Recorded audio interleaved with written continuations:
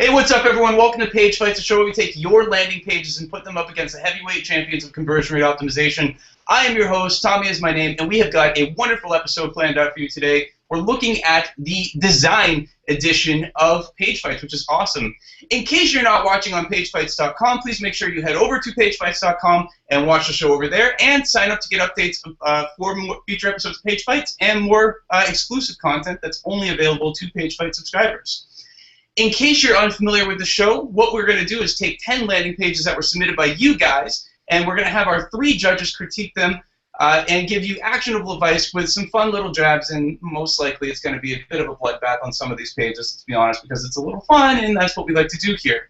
What our contestants are competing for is 6 months of Unbounce Pro 99 for free, free access to the Conversion Excel conversion course, and a copy of David Kadavy's best-selling book, Designed for Hackers. So, without any further ado, let's get right into the pages and introduce you to our judges first, because that would be good. First up, we have Oli Gardner of Unbounce. He has cleaned his kitchen today, and he is ready for action.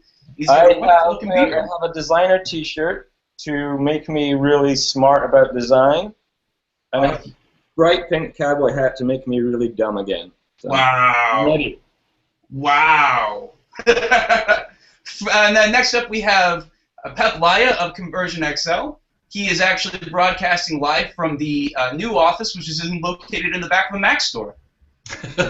Yes, and I preach, do what you love.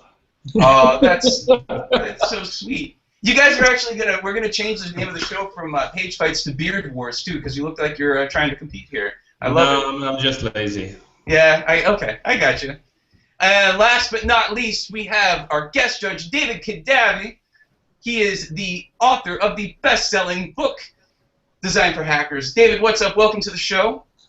Hey, Tommy. Thanks for having me. It's good to be here. My stomach hurts a little bit, I gotta tell you, because I drank like 23 raw eggs earlier just to get ready for the fight, and it's difficult to digest. Well, I'm looking forward to some vomit down the line. Yeah, we'll cause a mess. Before we get into the pages, everyone, I just want to remind you that also, if you want to participate with the show and have a little bit of audience interaction with us, you can do so on Twitter at the hashtag PageFights. We will be taking Q&A at the end of the episode, so please, by all means, feel free to interact, and we love being able to just talk with you guys as the show's going on. So we're going to get right into our first page here. I've got to cue it up. First up, we have Kinetico. These are the San Antonio's highest-rated water softener company. 5 out of 5 stars on Google. Let's see, who are we going to start off with on this? Let's see, David, why don't you give us your initial feedback on this page and how it looks from a design standpoint? All right. Well, yeah. First of all, my first impression is it's pretty solid. You know, it's a water softener company. They've got a blue color scheme. They've got this beautiful looking water here. The one thing where I'm kind of wondering, though, is if the people who are shopping for water softeners give a shit what water softeners look like. I'm doubtful. I think that the people who own this company probably are really excited about what water softeners look like. And I think that they should probably, they have this call to action here. They have the big image. There's a lot of things competing for your attention here. I think they should really bump up the call to action, put that more towards the middle, keep the pictures of the water softeners out of it. And actually, I think the call to action could probably be something a little bit softer, so to speak. They're asking you to put in your information, get a quick quote. Well, what about, you guys are the specialists in San Antonio's water. Why don't you give me, let me download a report, or give me an email sequence class that's going to tell me all about specifically the water the quality of the water in San Antonio, what's going on chemically, how come we're the experts, we know exactly what to do with your water, and warm people up for that lead, because this is going to be a purchase that's going to require some warmth. It's roughly a $500 to $5,000 purchase or something like that. I think that asking for the quote right up front, you could go a lot softer. I would totally agree with that. Pep, what do you think about this? We've got these rotating images here. Yeah, well, the rotating image is definitely a distraction, although to David's point that we don't care what they look like, actually, I bought a water softener from a company that didn't disclose the pictures, and once they delivered it, I was appalled by how ugly it is. So I think it's good expectation setting. So stuff that stands out for me here is 5 out of 5 stars. Well, why don't you just show 5 stars? Would be just easier than just telling me. And also on Google, well, show me the damn reviews. Don't say that you have them. Show me the actual reviews. And quick quote, well, how quick is it? Is it that I put in my shit and then you call me in 1 minute, 2 hours, 24 hours? You know, how fast is fast? And if you scroll way down, then they start talking about options. So way down, way down, way down. This softener series, signature water essential. Like, not only they don't, accordion is a bad design idea. If you want me to choose between these, you need to just show me these things right away. And I'm not sure if I have to choose these. I don't know. Ollie, give me 2 cents here. I'll just touch on the icons since we're talking about design. Can you go up to the first set of icons there? Okay. There we go. Just some simple things here. The quiet icon. It's got one. Not everybody knows. Like the standard icon is going to have like 3 or 4 of these things. You got one there. So I would put all 4 there, gray them out massively, so you can see it's a little bit of all of this. That talks about quiet a bit better. Okay. On the right-hand side, non-electric. You have an electric symbol. Put a line through it. Say that it's not electric. You're completely communicating the wrong thing there. If you go down again, oh, actually no, sorry, back up. The eye icon there, that doesn't have any benefit. Every icon you put in there, I have to process to figure out what the purpose of it is there, and you don't need that one. Or the shopping cart one. It's not a shopping cart, it's not an add to cart, it's down the bottom. Just take those away. The headline can communicate on its own, you don't need those. Excellent. And Ollie, you talked a little bit before about, in previous episodes, about having the form be able to stand on its own. What would you, do you have any kind of feedback on this form, and then we're going to move on to the next one after this?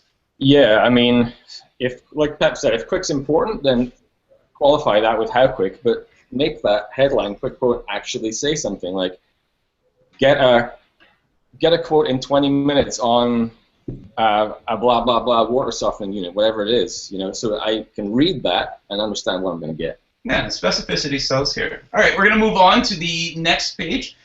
We've got Lenin Stand. Ollie, why don't you kick us off on this?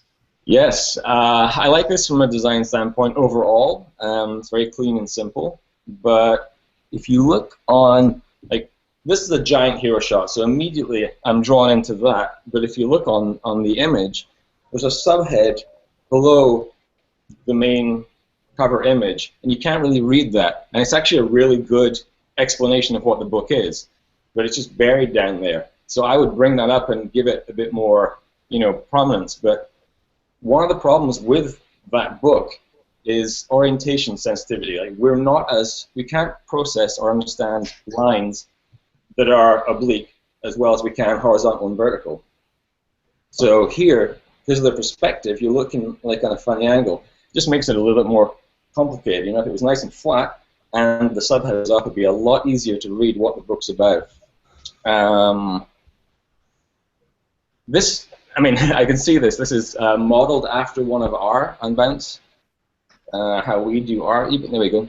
There it is there. So if you see here, there's still some perspective, but it's a lot easier to read because it's not tilted so much, and the size of the copy is easier to read. So I would try and do that a little bit.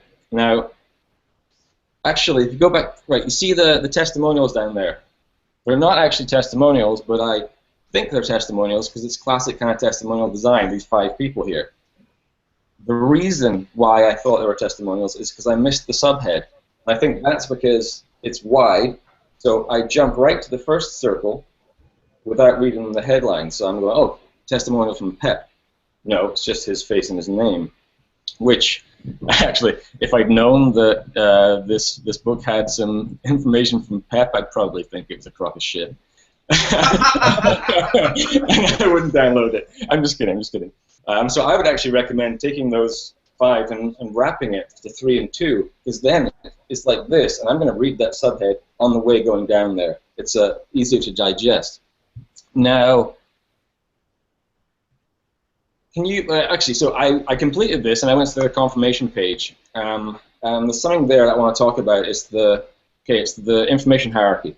First of all, this is kind of cluttered again. So we're going to fix this page very quickly. So Tommy, if you go to the next one, we'll fix the attention ratio. There, we took away all the distractions. Now it's like super relaxed, and I can look at what the page is doing. But it's saying try lemon stand. Right? I just downloaded an ebook or requested one, and this is the first thing I see. So if you look in the middle there, there's a thanks for downloading our ebook. That's what you need first. So that should go up. Tommy, if you can flip to the next one. Now I know that I've been successful and I can continue on the page. And I would just bump the contrast up again. The next one, Tommy. Right?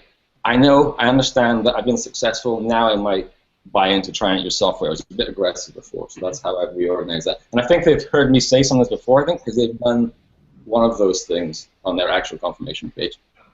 That's awesome. Guys, if you have anything extra to add to that, would you like to chime in? A funny thing, when I looked at this landing page, I saw an A/B testing guide. I'm very skeptical about that kind of stuff, and I said, bullshit, this is rubbish content. Then I saw, it includes a tip from me. Then you knew it was bullshit, right? That was my honest response. My own testimonial sold me that the book is good. That's pretty funny. David, do you have anything you want to add to this? Yeah, just really quick. I feel like I'm doing the visual splits on top because that book is just dominating the center of it so much. And then I've got all this stuff on the left-hand side and then this call to action on the right-hand side. I'm not really sure where to look. You know, if I look at the page that Oli was talking about earlier, the unbalanced one, that one's a little bit different. There's more white space on where the call to action is that's drawing your eye to it, and then the book is slanted in a way that visually guides your eye to that call to action. So my bet in this one is that if they would just take the stuff on the left side, put it over on the right, make the book on the left-hand side, they would probably have a little bit more clear visual hierarchy and get people's eyes drawn to that call to action better.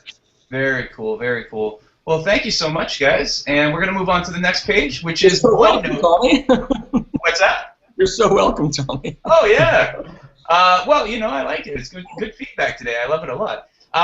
Next up, we have OneNote, which is a Microsoft product here. Hap, why don't you kick us off on this one and give us your initial feedback here? Only now I'm seeing that, I guess during the refresh, they are changing the background image, the video play, because the one that I looked earlier had a different one. It's not rotating. So, okay, so all your notes on all your devices is clear enough. The overall design is good, but this is a piece of software. I think it is. They don't really say that it is. And overall, it seems to me that the guy who made this page, he or she knows this product's ins and outs of the product and assumes that everybody knows. Like, I haven't heard of OneNote before, so I'm not here. I want to see what it looks like. So they have these tablet and desktop and mobile screenshots, but they're so tiny you can't actually see what's going on that screenshot. And I'd like to click on it, enlarge it, not possible. And the shot they use for the video background there at the top header, also far away you really can't figure out what the software is, but they're selling me a software here. If I play the video, well, and here's a question. Do you guys want me to play the video? Like, you should measure the conversion rate for the segment that plays the video. Is it higher, lower, no difference? If it is higher, so watching the video makes more people download the stuff, then you want to encourage more people to play the video. So right now it's very subdued. You know, it's not prominent at all, the play video thing, you know. So you could definitely make that bigger. And once you scroll down, the focus disappears. Because this clip the web, send email stuff, this is not anymore related to download the software. This is like other stuff. And if you scroll even more down, there's like links to other software. So lack of focus is the problem here as well. Yeah, I'm looking at this mobile device here, and it's like things to prepare. Increase font size. Make it so I can see what happens on the device. Yeah, I can't see anything in here. And that's the hard part. We've talked about this in software before. Like, show the software. And this isn't really highlighting that software aspect very much at all. David, jump in on that. What do you think there? Yeah, I mean, it's not showing the software. My main thing was just like, you know, Evernote is clearly the leader. I don't really see how this is different than Evernote, and I don't know if we're trying to market this to people who don't already know about Evernote, or I mean, even if they are doing that, I feel like there should be something that tells me what's special about this that would make me want to use this, you know, versus any other thing. I don't know if that value proposition is enough. Visually, I think things are really well organized. I want to point out something, a design detail a lot of people might not notice. Notice the way that some of the elements in the image on the splash line up with the imaginary grid. So if you look at that bowl, and the way that the left edge of that bowl lines up with the left edge of the type, the way that the left edge of that iPad, oops, sorry, this is a Windows, probably some other sort of tablet, the way the left edge of that lines up with the left edge of the type block that's under there. It says work together. The way that those, oh, I can't remember what vegetable that is, that sort of lines up with where it says keep it together. That is not an accident. That is a designer made those decisions, and those are the type of little subtle things that that designers really think about. So if you're somebody looking for design details like that, then you should be thinking about details like that. Excellent. We're going to move on to the link, by the way. Very quickly, this is a Microsoft product. If you're not ashamed to be Microsoft, use the word Microsoft on the fucking page somewhere. There's nothing here to add to say this is a Microsoft product, and annotate those images. I don't have time to figure out what they are. Put some little call-outs or annotations to explain what I'm looking at to help me understand why I should care. Yeah, that's a very good point. Use your brand power if you've got it. So, all right, we're going to move on. Now, people in the audience, you've become accustomed to this show being a little brutal and violent, and you're kind of going, oh, these guys have had their coffee and they're complacent. Well, we've had some really good submissions this time around, guys. We're not always jerks, but now we've got this page. Borges, Oli, why don't you kick us off here? Borges might rhyme with gorgeous, but that's about as close as it gets. This is not nice to the face. But you have get a quick tagline, relief. who are you? It feels like it was just slapped together, like this is modern art. It's like, whoosh, let's put a video, let's put a form, use a ruler, something to align these elements on the page. The headline is actually quite good, copy-wise. Request an appointment, the subhead there are no options to pick a date or time. There's no expectation set of how you're going to contact me or when. If it's a phone call, let me choose the best time, morning, afternoon, evening. It doesn't actually say who it is that you're requesting the appointment from. Right. Anyway, I won't talk about copy anymore, but the video, not everyone's going to watch this. We've said this before. Only 10 to 15% of people will probably watch that. It's a really good video, actually, but put something underneath it, annotate it again, tell me why I should watch it. Do you feel like having the YouTube branding here takes away from the professionalism of the page itself? Yeah, for sure. I mean, it's not a massive deal, but when you have 15 little problems, it is a problem. When you have one, it's not that big a deal. But yeah.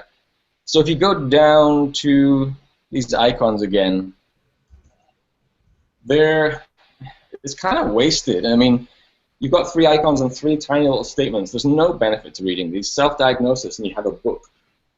That's got nothing to do with self-diagnosis. Maybe it should be, you know, someone lying in a bed with injecting morphine into their arm, or staring into a mirror, and they're clickable, and it just scrolls you down. It makes absolutely no sense. Self-diagnosis, here's a form.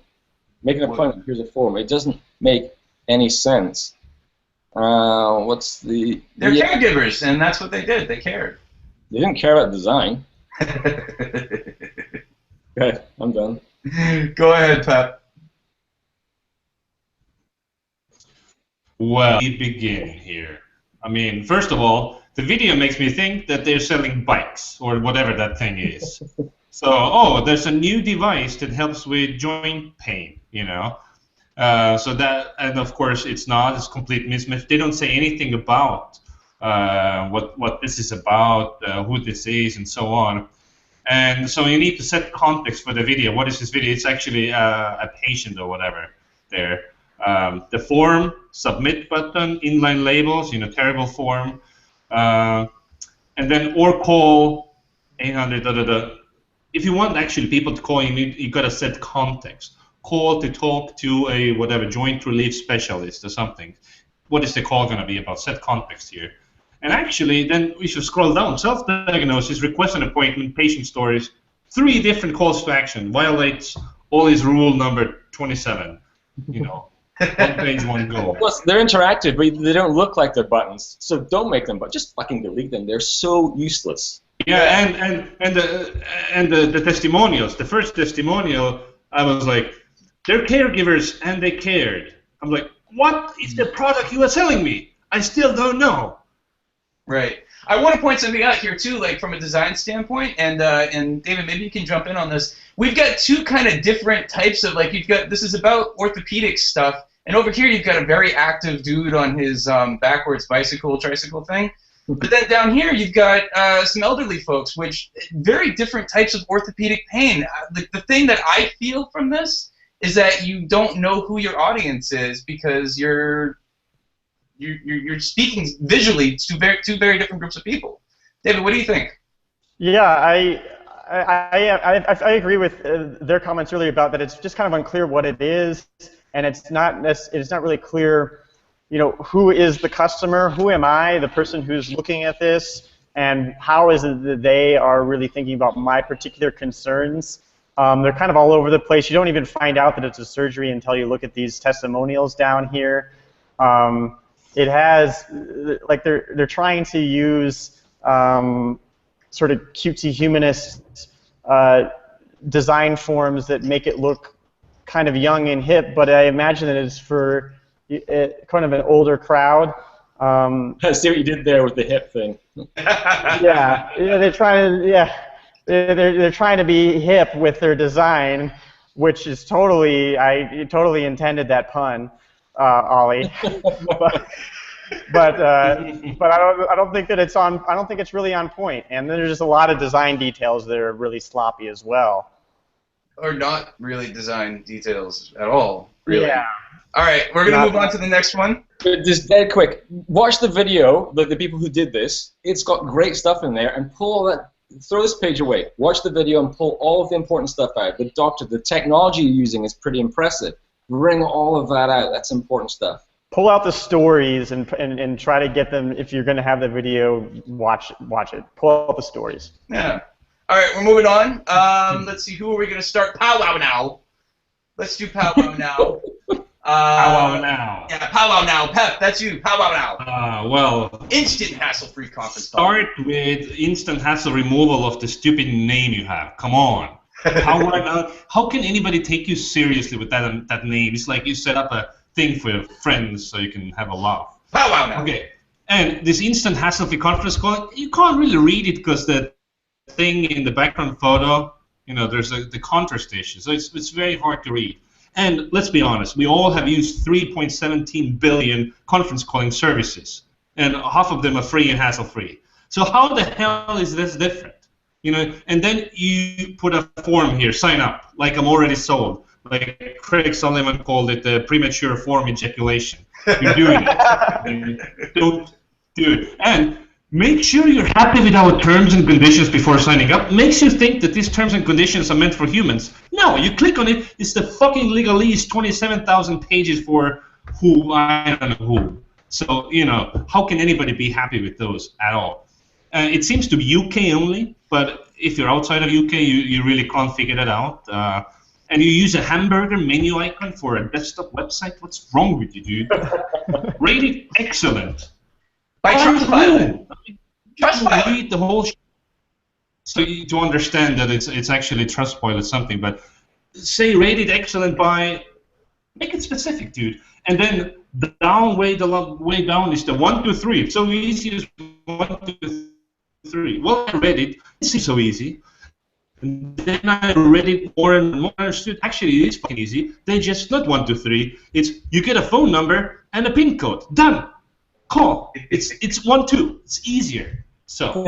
You got so mad you broke the internet, dude.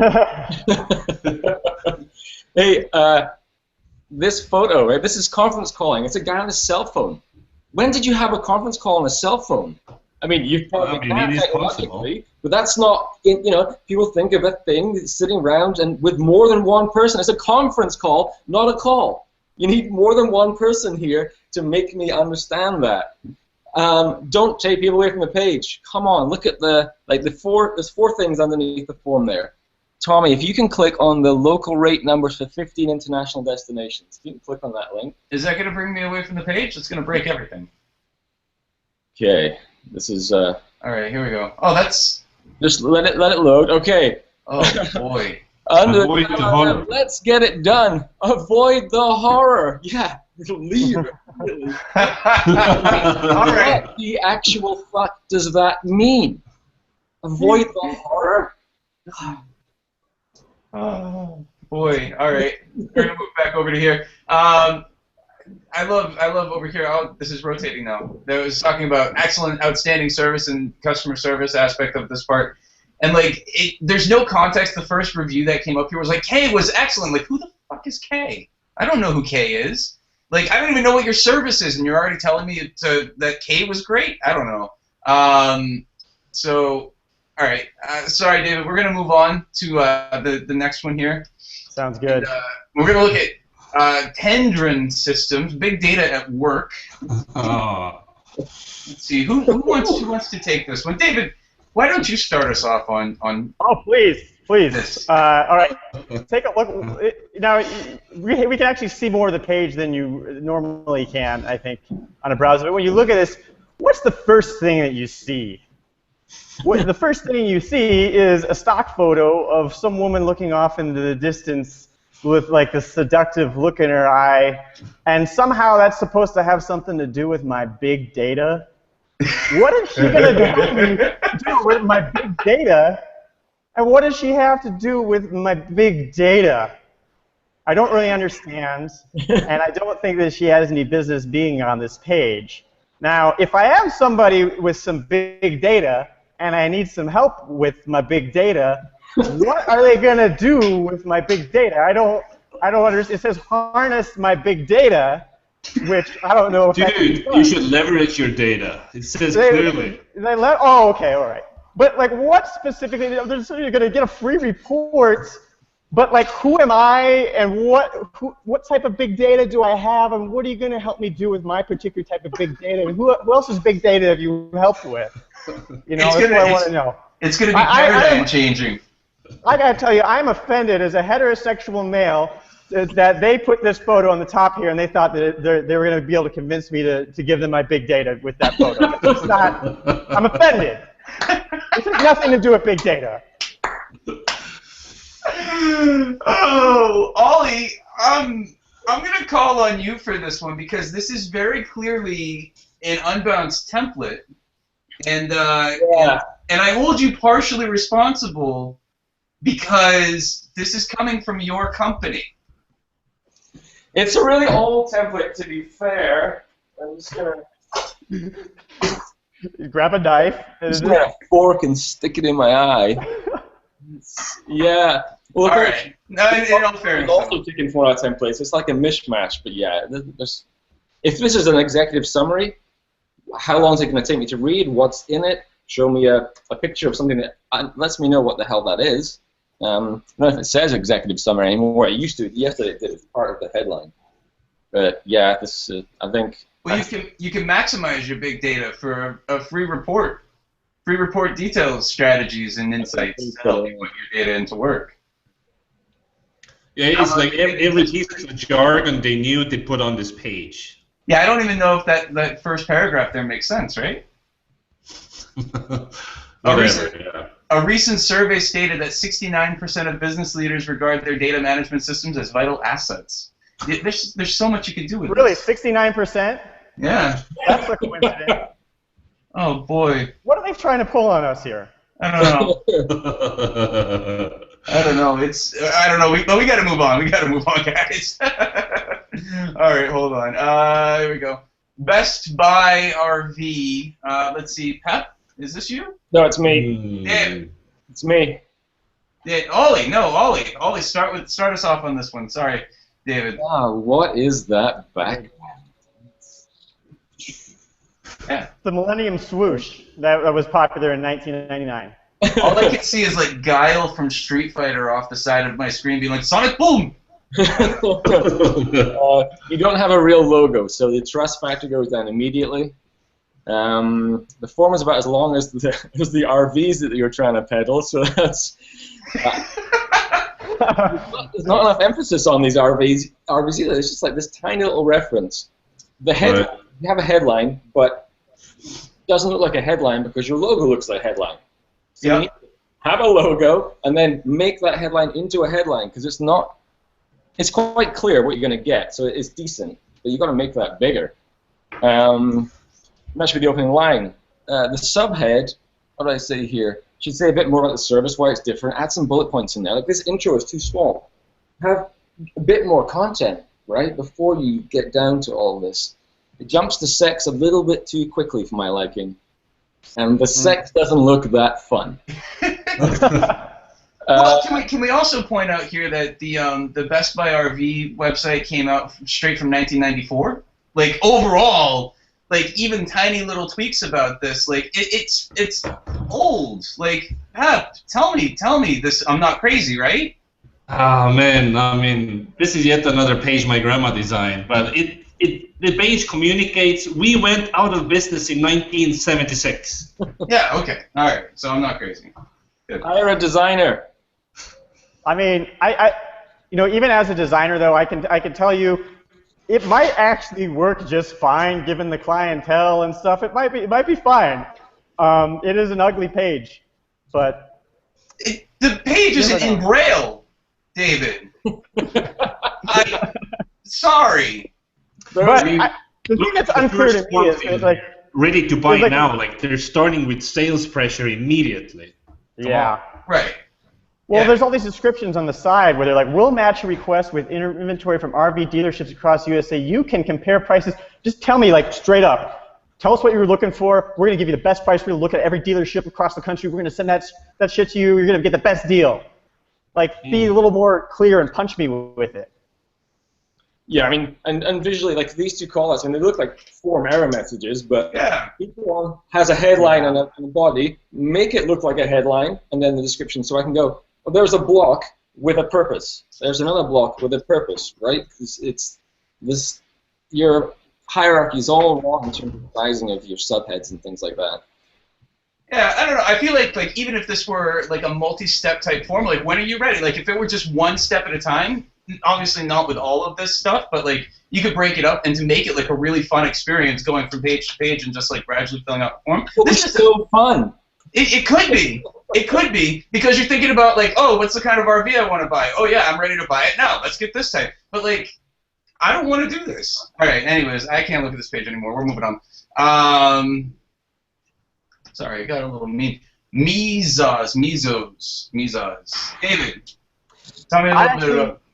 I love this business. I think that it's very clear. Like, it has a very clear customer. It's very clear kind of what they're going to help you do. Or it's pretty clear. Now, from a design standpoint and like a messaging standpoint, there's a few details I think they could be a lot better. This whole engage with your clients.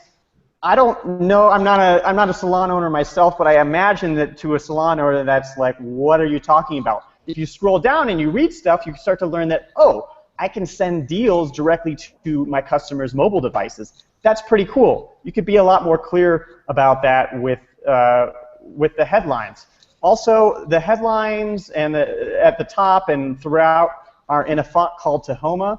Tahoma was originally designed so that it would look really good on pixelated screens like back in the 90s at small sizes. Now, because it works really well at small sizes on screens, it doesn't look so good as a big headline like that. They could use something like Lotto, which is another humanist typeface, which has some similar forms, is pretty compatible with Tahoma. They could just change the headlines, or it's a good enough typeface at small sizes that they could change all the fonts on the entire page with it. And there's some weird things going on with colors. We've got the complementary color scheme in the logo with the orange and the blue, and then there's this green. It really clashes with this green call to action button. and it muddles things a little bit. And when you do click on Learn More, all it does is just take you a little bit further down the page. You know, like I hate that. you can either call them, or you can sign up and pay money, or you can schedule an appointment for somebody to show it to you. Like, give me a sandbox, or give me at least a little video that shows me all the cool stuff I can do as a salon owner that's going to help me make the best out of the most out of my finite resources and grow my business like they're promising. Yeah. Ollie, you look like you have something you want to say here. I have something I want to say too, but I'll let you go first, Ollie. I find the headline confusing, actually. Grow your salon, get a mobile app. In that order, so if I grow my salon, I get a free app? No, I mean, any app. You download the Weather Channel, you know. If you go down to the endless benefits, come on. Endless. It's not actually possible. Is this an infinity app? It just No, maybe it's a friends with benefit kind of thing. after benefit. There's a fun little play on words here too. The all-in-one mobile marketing tool to help you grow your hair salon. I don't know if you guys saw that, but that stood out to me. Just copy. When you misspell things, it looks unprofessional. Increased client retention. It's retention, guys. Just put it, Yeah. Retention. Those icons. Retardation. Yeah. The icons are too much work to figure out what they're communicating. These could just be text bullets, and it'd be a lot easier to figure out what you're trying to tell me. But it's too much. Yep.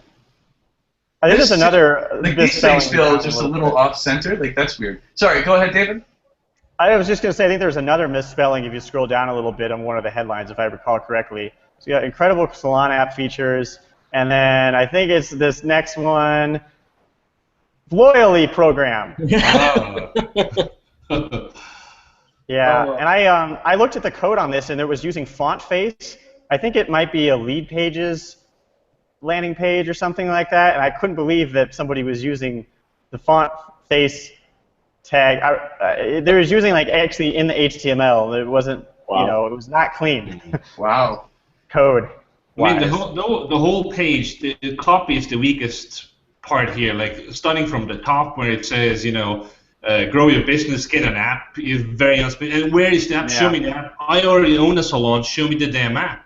And then, you know, this endless benefits. It's just stupid. Like, do you wash the dishes? Do you take my kids to school? You know, like, that's not endless benefits. Does it say that? No. If it's endless benefits, I want that, right? And then you scroll down, incredible app features. And if you read what the incredible app features are, you can show your opening hours. Incredible. Incredible. Mind blown. Hyperbole alert. Oh, man. I like the business, but a lot of the page needs work. There's one. Well, that's kind of a given to being on the show. There's one thing I want to point out here too. Like, this woman is not actually spraying the hair, and the way she's looking at this bottle is creeping me out. Lighter in her other hand. She's about like this is one of the things that we can. This might actually be one of those instances where, like, if you're actually looking at your client's hair, you're also kind of looking at Learn More. And I hate the whole like eye gaze thing because it's overused, but this is one where it actually makes kind of sense because you're looking at the thing you're doing and not off in the distance and not hitting your client's head with hair or and hair with products. It's keeping the client anonymous too. You know, it has her eyes covered. Yeah. It's like, come on now. So I just want to remind PageFight's watchers here that we're going to be voting on who you think is the best landing page. We're going to be opening voting up in just a little bit here because we're almost done going through the critiques of these pages. Let's see. Next up, we have Digital Direct. Get more exposure for your brand and daily passive lead generation. Who is this? Pep, kick us off here. That is totally different copy than I saw today on this page. So either we're part of an A/B test or they just changed it. So get more exposure for your brand and daily passive lead generation. Okay. We combine get more. So basically, you're reading this and it's like, what the hell is it? It's like complicated but trying to be funny thing. So, are you an agency? Do you want to offer me a service? Oh, okay. Now I get to say, don't hide that you're an agency. Online exposure is nothing without real sales. That's like stating a biology fact. It says nothing about you. Yeah, of course we want real sales, not fake sales. So what do? And then you list the 6, whatever bullet points down there. They all look identical, which our brain creates a pattern. Oh, this is all the same, so I'm not going to even read these. And then, I want to grow my brand. I want to grow my business. And business, I take my business very seriously. And then you hit me with this stupid, idiotic, cartoon bullshit. What kind of books is he reading? Fun of my business? I'm not going to give my serious money to your funny business. Dude, what the hell? This guy looks like he's reading dirty mags like looking up porno. And this is step 1, step 2, step 3. People read subheadings. So instead of step 1 to 3, say what the step is. They're not going to read. Most people are not going to read the whatever line underneath there. And then the form. We can do for you. That's when you finally learn what the hell it is they can do. If they're crowdsourcing their business model, tell us what we can do for you, and we'll figure out a way to do it. There we go. At the top, go up to the hero shot here. Yeah, There's okay. An e-commerce app, but you're talking about brand awareness and lead generation. So this doesn't look like leads. This is e-com, and you have a real store, but then you have an e-commerce app. This is really disjoint. It's a convoluted value proposition. So here's a quick clarity exercise. Go to usabilityhub.com, do a 5-second test. You upload your screenshot. 20 people will answer a question like, what is this page about? Or what do you think will happen when I click the button? Then you'll see where your clarity problems are, because you'll get some really messed up answers. Keep doing that until people respond with what you actually do. Then you know you're communicating it properly, because this is really confusing. And the button get more exposure now. So every time you hit that button, exposure comes. Brightens the page. From a copy standpoint, I know we're looking at design, and I kind of like the aesthetic of this overall. But get more exposure for your brand, and I feel like this whole part right here, more exposure for your brand, that could be cut. Get daily passive lead generation. Boom. The exposure part might be implied as a part of that. I don't know. It feels like it just takes too much to think about. My mental mouth is having a hard time saying that entire sentence. So I don't know. And we might be in the middle of an A/B test too. So who knows? But yeah. All right. We're gonna move on to the next page here. Subscribe to Barrio Latino's fan list and download the new song for free. Let's see, David. Yeah, actually, what's that? You subscribed, didn't you? Actually, no, I didn't subscribe, but I did vote for this page because I like salsa music, and I listen to this band, and they're really good. But there's some things that could definitely be improved as far as getting these leads coming in. Because look at this copy. It's saying, subscribe to Barrio Latino's fan list and download the new song for free. It's almost like they're being a little too overt about that they are bribing me to join the fan list. It's like, is it either I want to join the fan list because I'm going to get all these great things, or is it that I want to download the song and then also I'll get the fan list? I think they should make it a little bit more about the downloading. Look at the call to action button says subscribe. If I want to download the song, then when I go to click subscribe, then my brain's getting a little jumbled up there. Make me want to download this song. Tell me that's what I'm going to do. Also remind me that I'm going to be getting information on tour dates and new releases and all these things like that.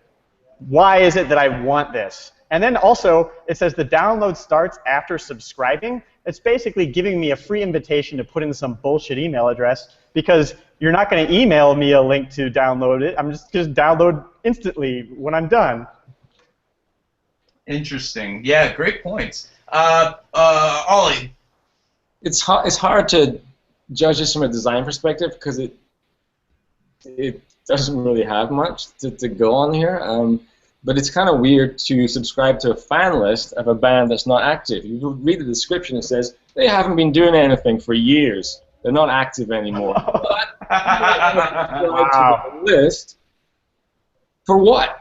Obviously to get the song. But yeah, David's right. Make it all about the song, because I do want to note that they're doing the justified text at the bottom, and really not a big fan of justified text. The rendering engines of browsers these days are still just not up to par to actually be able to do good justified text. If you Google search for why you shouldn't justify text, and then you'll probably get a post from me, or if you put in my name, you'll get a little bit more explanation about exactly why.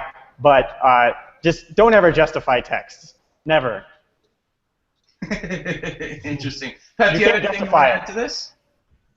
You can't justify text. I think the copy flow is extremely confusing here. Timba is going to be the next traditional Cuban music.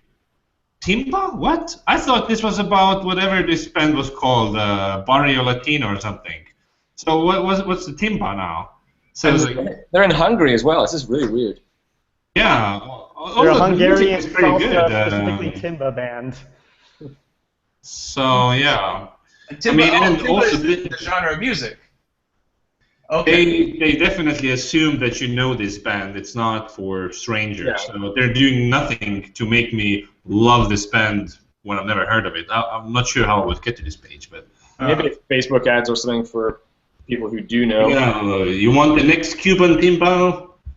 Click here and it's like subscribe to list. I mean, yeah, no, all right. Not enough. All right. Well, we are going to get ready for voting here.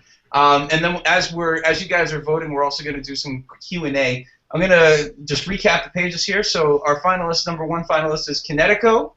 Our number 2 finalist is Lemon Stand.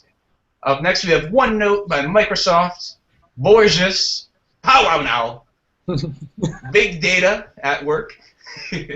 Best Buy RV. Mizaz, I think that's how you say it. Digital Direct. And Barrio Latino. All right, so we're going to do some Q&A here. I'm just going to switch over from my screen share.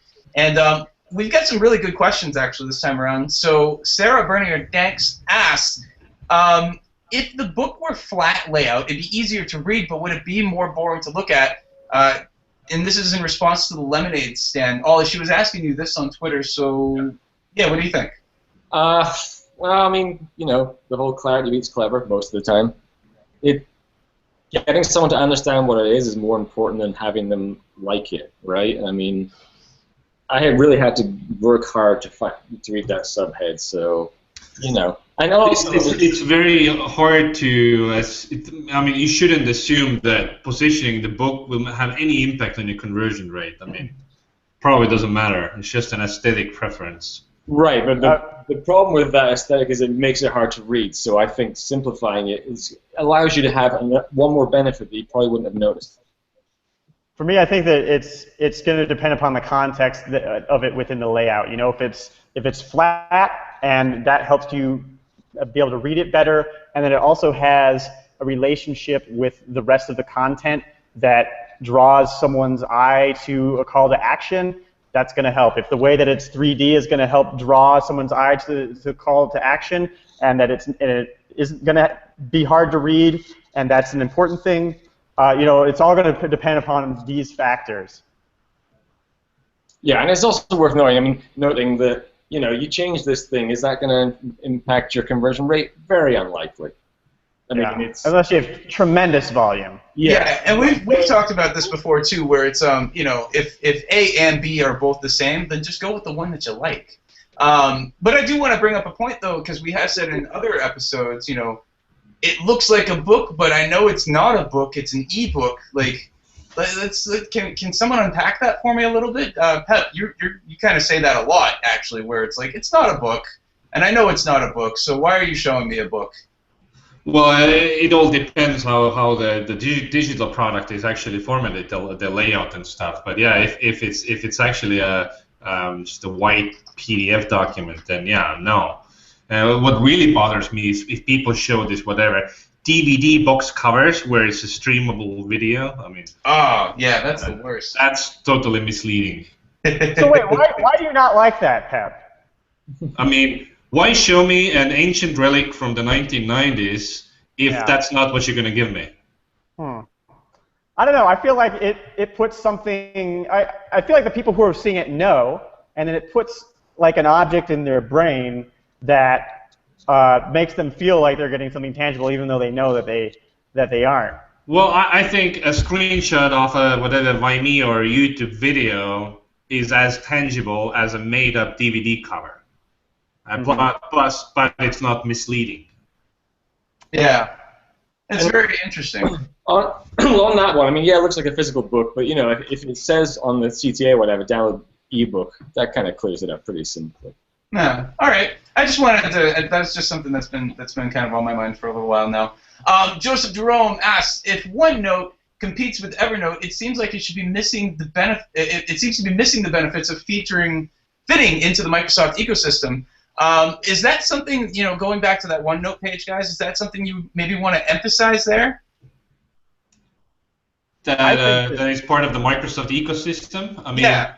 If it adds something to, like, it had the things underneath that it integrates with some apps, so I think they were talking about that.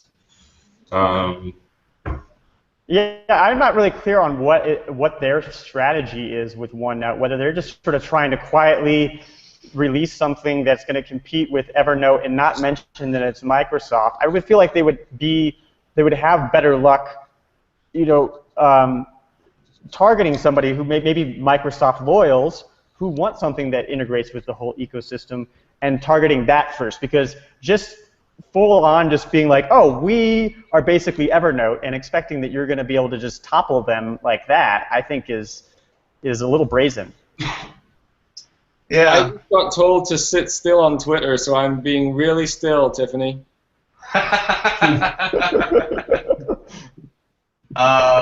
Let's see. So someone says, is language the biggest part of the problem on all of these pages? This is Joseph Jerome. Consistently bad messaging.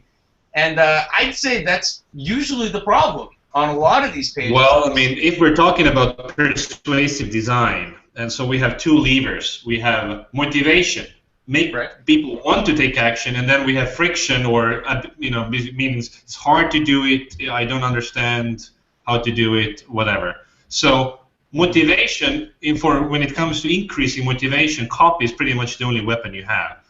I mean, there are persuasive design principles that can help, but yeah, copy is going to be the main driver that, you know, gets people to take action. And to have a good design, you have to be able to. Design is basically just talking. You're basically putting information into somebody's brain in a way that is hopefully more efficient, or sometimes it's more subtle than actually having the words there. Now, if you don't know what your strategy is and you don't know exactly what you are trying to say with your page, and as a result your copy suffers, then your design isn't gonna communicate that clearly either.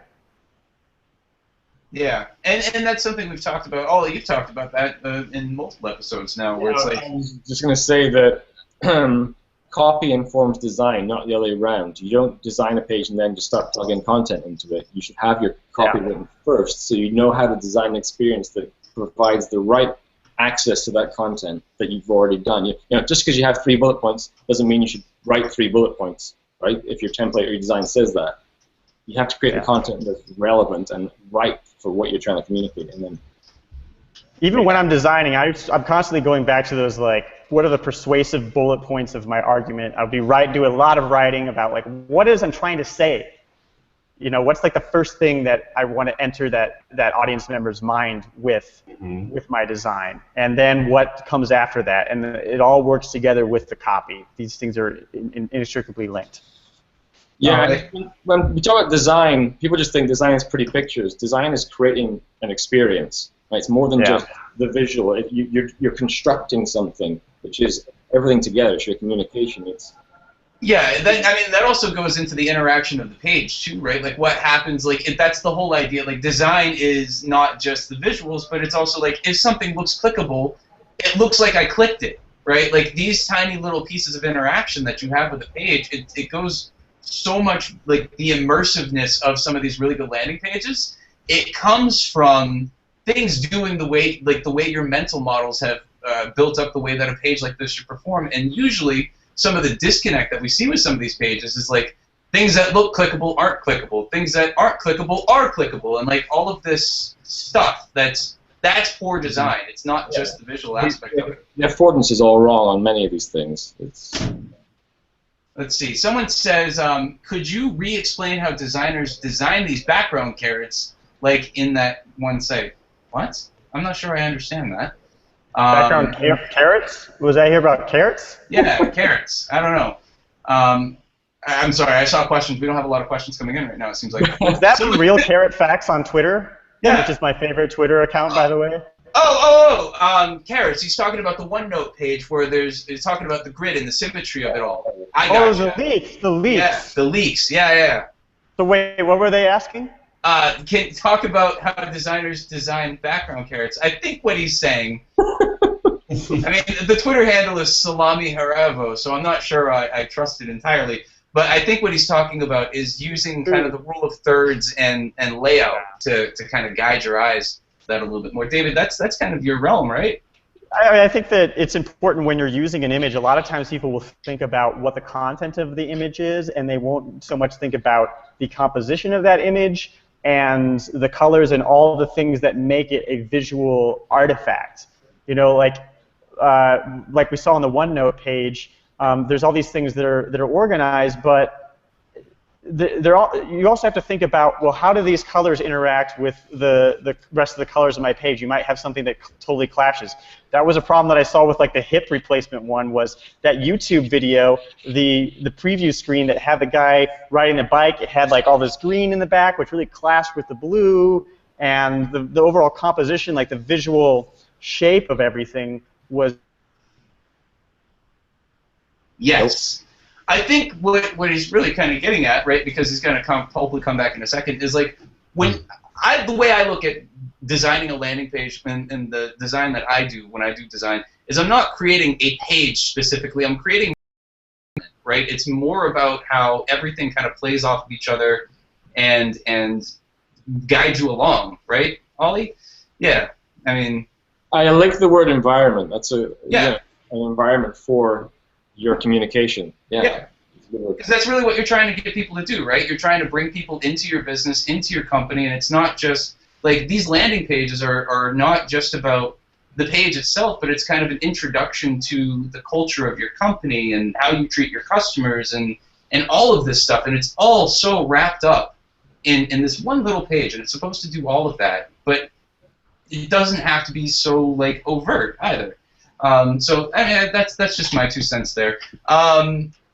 We do have the winners. If you guys want to know who the winners are, I'll tell you who came in third place. Up third, we have Microsoft OneNote, which is awesome. Number 2, we have Mesos, and finally, last but not least, if I can get my screen to operate properly here. There we go. Lemon Stand, congratulations, you guys won 6 months of Early Pro 99 for free. Free access to the Conversion XL conversion course and a free copy of David Kadavy. There we go, I said it right. David Kadavy's book, Designed for Hackers. So thank you so much. If you guys want to sign up for future episodes and be notified of when the replay comes out, and get exclusive access to some of the other bonus goodies that we have, please sign up below. If you're on the Page Fights website, sign up below and you'll be notified about future episodes, and you can submit your landing pages if you are so brave. Thank you so much, everyone, and have a great weekend. Bye now. Thank you. Everyone.